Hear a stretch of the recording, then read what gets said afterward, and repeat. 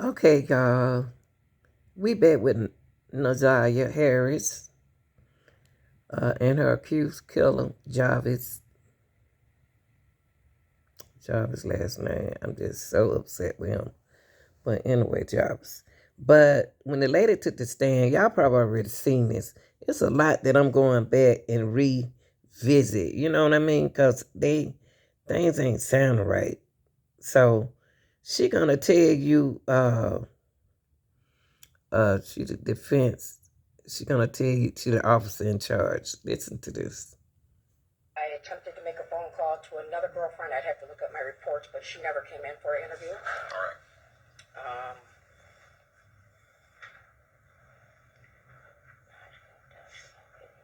There is another girlfriend who her name is Lucretia Bryant Hauser. Okay.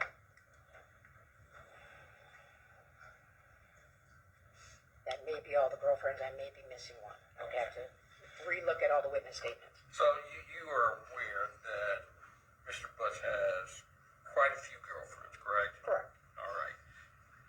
And from the very beginning of this case, you suspected, from your beginning of the case, you suspected Jarvis Butch had something to do with Ziyah being missing, correct? Well, when we were discussing the case on the first day, February 12th, DPS had told us the last person that they had contact with and they identified as Jarvis Butts. And then on February 15th, when we verified that Ziyah was in fact with him and Cordell on the ride out to Ypsilanti, which is the last day that she was seen, then he became... What have you, was searching around or whatever. I guess someone was like leaning on the car or something like that, and then this guy from the that was on the neighborhood was yelling like, hey, get off the car, get off the car. I didn't know they was on the car, so I'm like, oh, okay. So I'm turning like, dang, like what's going on? Because I was still, knocking on people's doors, just trying to talk to people and seeing if they seen anything or what have you. I just heard yelling. So eventually, I made my way down, or what have you, to him, and I introduced myself, or what have you, and he had told me earlier, that those were his cars. So I was like, oh, okay, he told me, he had been on the block for like years. Basically, he grew up on the block, or what have you. His parents was on the block, and then I guess it's, they passed down houses generation to generation. Which is nice. You're in the same neighborhood and things like that. And he owns, like, I think 3 or 4 other properties on that street. So, as I introduced myself to him, and I asked him what his name was, and he said his name was Fred. No, he said his name was Freddie. Y'all see my face? Y'all see my face? He said his name was Fred. What Tammy has said.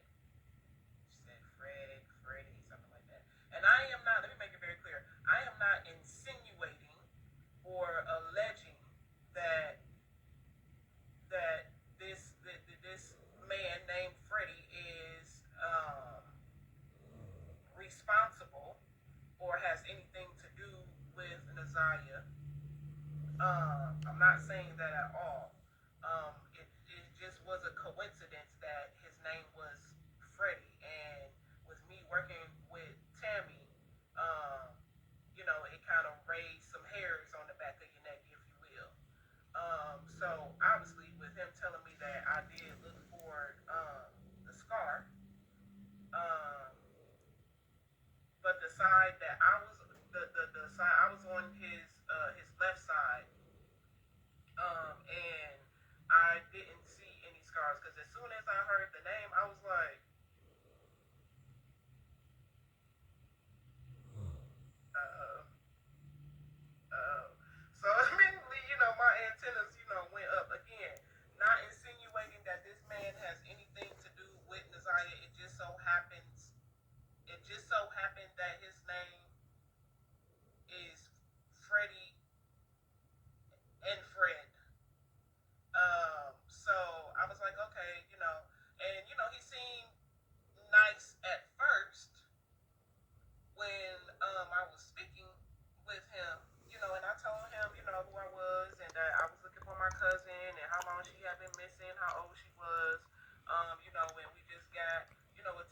might be somewhere, in this area, and we just wanted to check it out. So, okay, so for those who just came in, me and Tammy are working together. Me and Tammy are working together. So all them old videos and all that stuff, or what have you, cancel those out. We've had a conversation. We are working together to bring Ziyah home. That is the update on me and Tammy. Okay? Okay. So, You don't cancel old videos.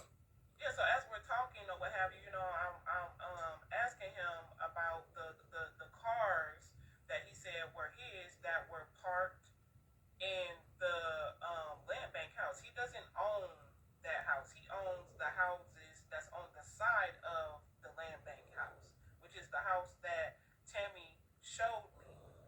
With the two big triangles at the top with the little balcony or what have you. So he owns the houses on the side. So I'm looking like, well, if he owns the houses on the side, then why is his cars, in the driveway? So, I went back up to him, or whatever, a second time, and asked him, did he mind opening the cars for me, for my own peace of mind. Um, and he declined. He declined to let me see, to open both of the cars. Um,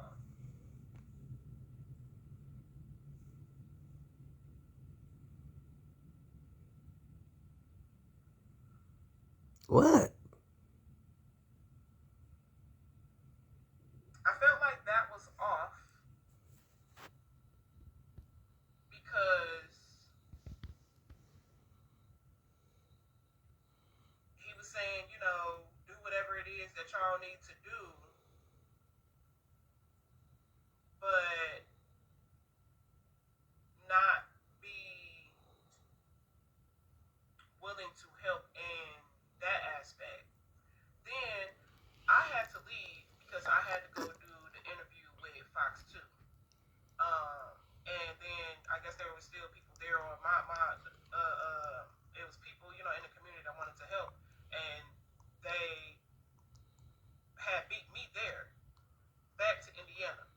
I had to go right to the east side and then come back to Indiana on the west side. That was like 30 minutes. So the people that was over there on Indiana, my phone is blowing up, and I'm like, what's going on? What's going on? I'm trying to let my phone charge and stuff like that because it's been dying, overheating, or whatever. So I was trying to get some juice, and my phone is going off, and I'm like, what is going on? So finally, I take a call from somebody, and they were saying like, oh, he just moved the car out the driveway, and he just hurried up and took off. And I'm like, what? Why you ain't call the police to get the tag number? That's weird. That's weird.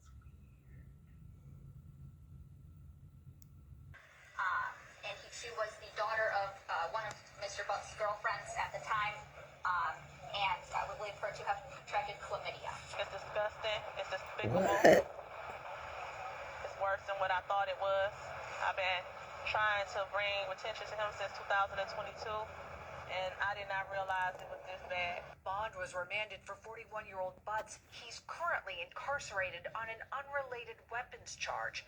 The sexual assault charges involving minors date back to 2012. Investigators say he started molesting Ziyah Harris in 2022. Authorities believe there are likely more children who were victimized by Butts. Meanwhile, Harris's body was never found. She was 4 years old at the time, and she was the daughter of one of Mr. Buck's girlfriends.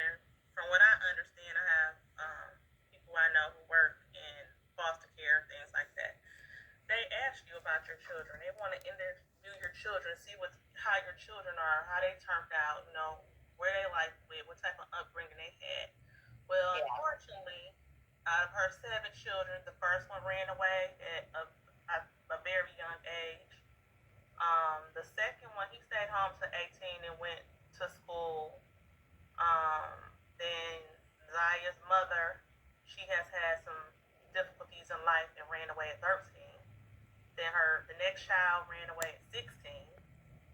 Then the next child left at 17 or 18. And they just all have been going through some triumphs in their life that we feel they would have never had to go through if they had had better parenting. This is one reason why my father, like my father and my grandmother tried to help Annette when she was young. And she wasn't receptive to the help that she received. My grandmother and father got her 11 years old. She was pregnant.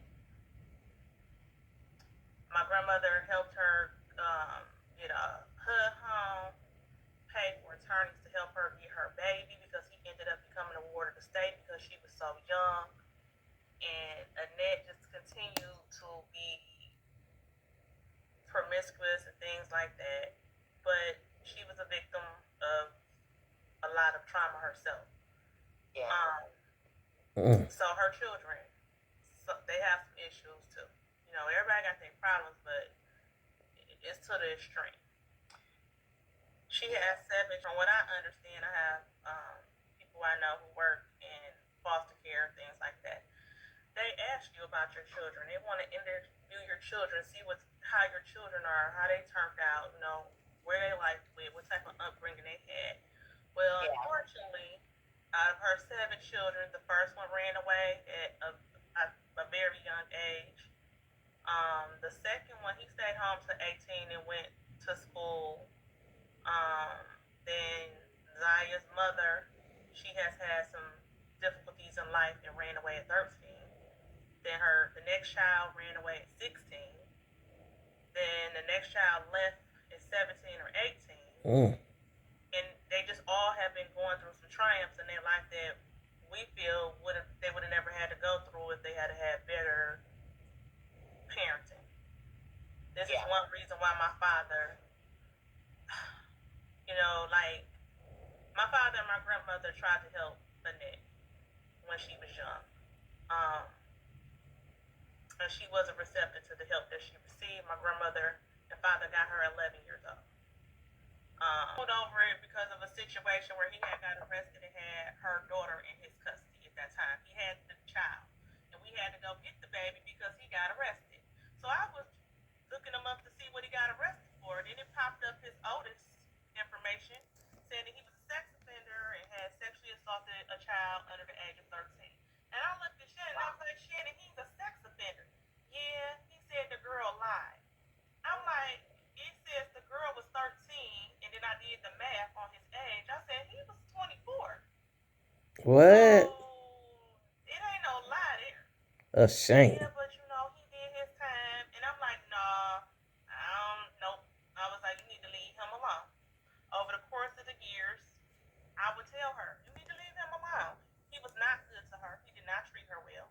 He did not teach children well at all. He fathered them.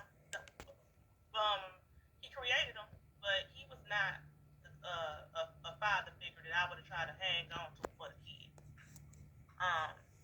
But anyways, I looked on the sex offender registry. For those who just joining, this is Jernell. Jernell is at the bottom on your left. And she was close to Shannon before 2022. And found out that Jarvis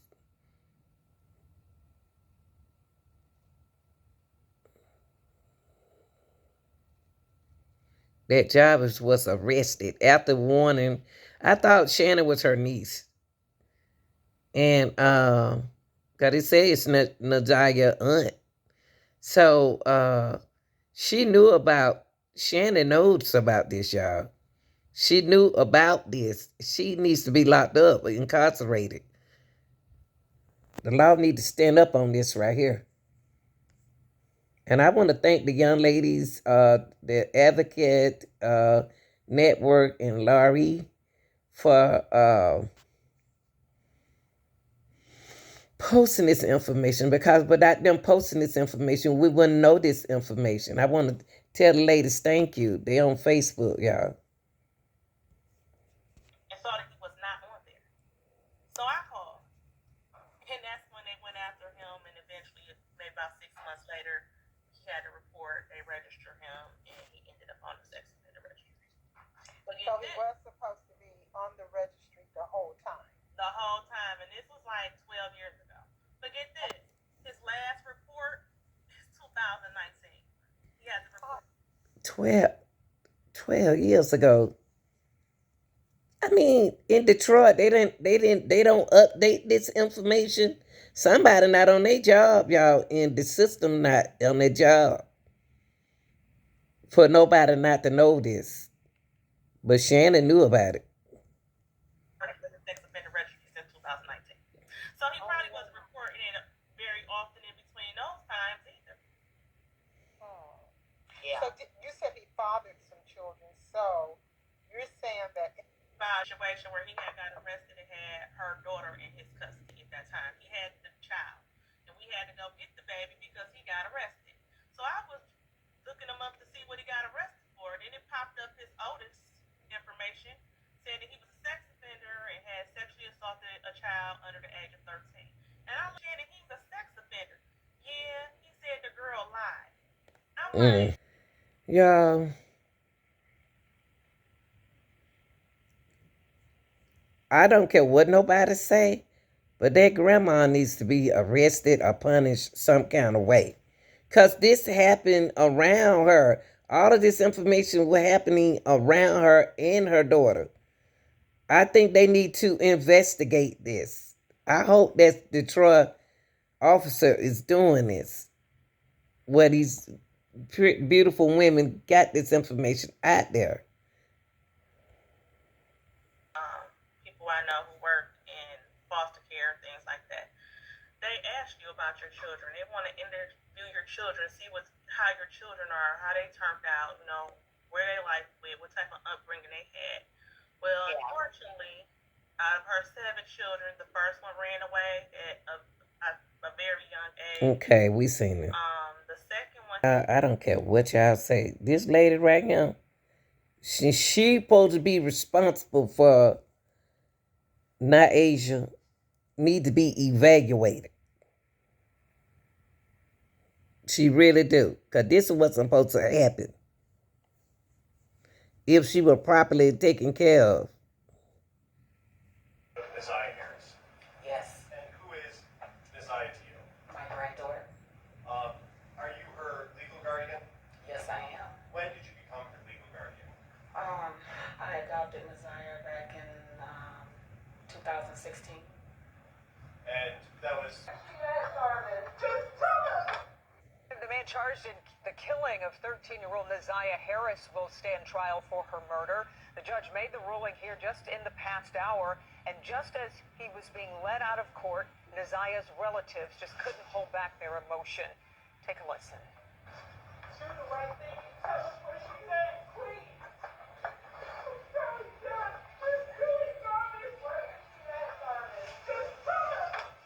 We may never know what happened, but from what I heard today and over the last 4 or 5 days, it appears he intended to perform what he thought was a do-it-yourself abortion on Ziyah. It went south, and instead of seeking medical attention for her, he intentionally killed her and tried his best to cover it up. 36th District Court Judge Elias agreed with the final words from Jarvis Butts as she ruled that Butts will now go on trial for the brutal sexual assaults and murder of 13-year-old Ziyah Harris, who disappeared exactly one. From Detroit Public Schools Public Safety, this was not known. Nothing was known to the media until February 14th, Valentine's Day, when a massive search was underway. And then for months and months trying to find her, and then nothing. The evidence shows overwhelmingly in this case that she is in fact deceased. This is believed to be the last picture taken of 13-year-old Ziyah Harris before she disappeared in Detroit on January 9th.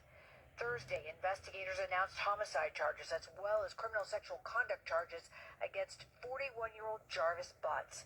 someone with a criminal record and someone known to Harris's family. We suspected him from the beginning, considering his background and things like that we've heard about him. Butts is being charged with homicide despite the fact that the teenager's body was never found. During Thursday's press conference, Wayne County Prosecutor Kim Worthy revealing shocking evidence. You look at that face, and you do not see the horrors that she had gone through in her short life. The exploitation, the molestations, the sexual abuse, and the pregnancy that she was concealing. There's no evidence of anyone else being the father of that child, other than the defendant himself, who we charged today. And he knew she was pregnant. We know that he was also searching for ways to abort the baby. This is a story that has attracted a lot of attention. Detroit podcaster Mark DeAndre. Even in March, when I was doing the podcast, I felt like I had this thing pretty much solved as far as, what came out today. I said this months ago as far as what the end result was. Investigators say they have no plans to charge anyone else in this case. What? I'm upset about that, and I would like to see charges being brought against those that knew, that were affiliated with That's him, right. knowing, and that allowed him to be around the children, knowing he wasn't supposed to be. In a sad turn of events, Ziyah Harris's father, Mervyn Jennings, passed away this summer. Literally died of a broken heart. Unfortunately, he had congestive heart failure. He's already sick and got sicker going out looking for her. Now, this lady who gonna speak now is Jarvis' daughter, mother. He must be the only man in that town.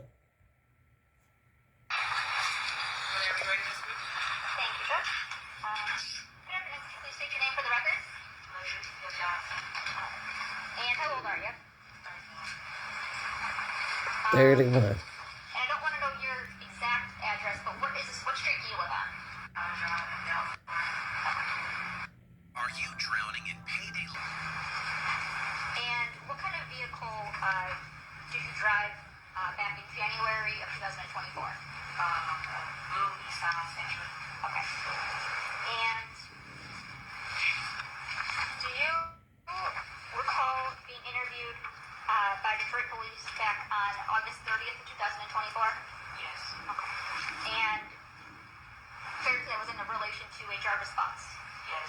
Okay. Do you know a Jarvis Butts? Yes. Okay. And how is it that you know Jarvis Butts? He's my daughter's father. Okay. And do you see Mr. Butts in the courtroom today? Yes. And can you point to him and tell me the color of the clothing that he's wearing? He's right there and he's wearing green. And you're with the record of like the witnesses identified the defendant? So it's like, Thank you. And you said that he's your daughter's father. yes. How old is your daughter? She just turned 2. Mm. And when did you meet Jarvis Butts? 2019. And how was it that you met him? I had a flat tire and I went to his auto shop on Warren and Cashew, I guess. Now, you said you have one daughter with Mr. Butts. Do you have any other children? Yes. Okay. What other children do you have? I have a son. Okay. And how old is he? He's 7. And that is not a child by Mr. Butts. Now, Mm. do you recall, we'll take you back to February 15th, 2024. Do you remember that day? Okay. And what happened that day? Police came to my home, asked me if I know Jarvis and have I seen Ziyah before. Alright. And, did you, I guess, did they do anything at your house when you were there? They searched my house. Did they ever search, on that day, did they search your vehicle? No. Okay. They just looked in there. They didn't, I don't know if that was what you call it, a search, just looking inside. Was there ever a time that you allowed Jarvis to use your vehicle? Yes, one time. Okay. And which vehicle? 2 times? Okay. And Just under the line 2 times. which vehicle was that? The new Nissan Sentra. Okay.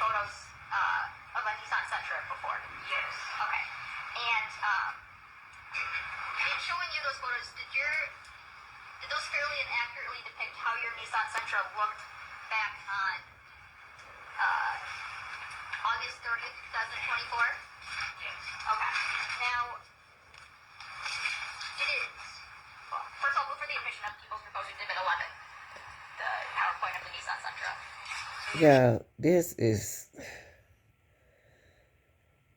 the key. This is the key evidence. Why didn't the investigator check the car? They didn't even thorough check the car, y'all. It just, well, this your key witness, y'all. Excuse my stomach, y'all, my stomach around. As this story unfolds, she is revealed how the defendant borrowed her car. That's what she done multiple times.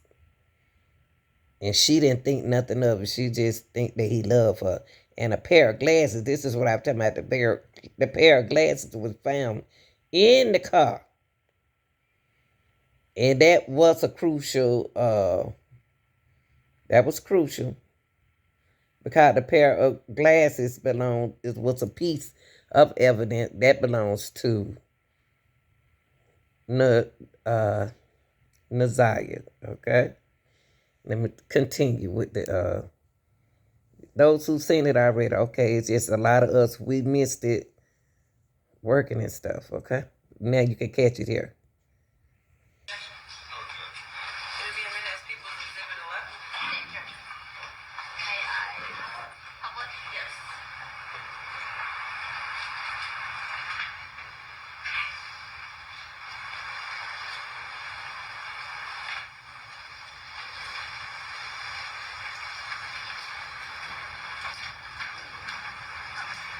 Now, when you let Jarvis Butts borrow your vehicle, did it look, how it was photoed? The back was messed up, but the front was good. Okay. It was fixed. So back in January of 2024, your car still had the front end? Yes. Okay. Is that the only difference in how it looked from? Yes.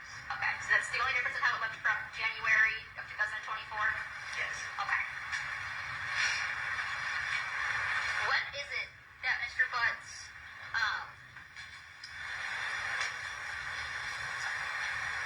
borrowed your vehicle? January 9th. Is that the first time? Yes. Okay. And you said there was a second time? Yes. When was that? I think it was either the day next day or the day after that day. I don't remember. Okay. The first time, let's talk about the first time. How did it come about that he borrowed your car? He called and asked if he can use my car to do something with his son. Okay. And when is it that how did he get your car? I didn't get home until about 9 o'clock and he came to my house. Okay. Is that 9 a.m. or 9 p.m.? 9 p.m.? Okay. And you said he came to your house and picked it up? Yes. Okay. To your knowledge, did Mr. Butts say how long he was going to borrow your car for? No. Okay. Did you have a time where you expected it back? At least 2 hours. Okay. When did Mr. Butts return with your car? The next morning. Okay. Was this normal, abnormal? No, not normal. Not normal? Okay. And did Mr. Butts say what he was doing when he had your car? No. Okay.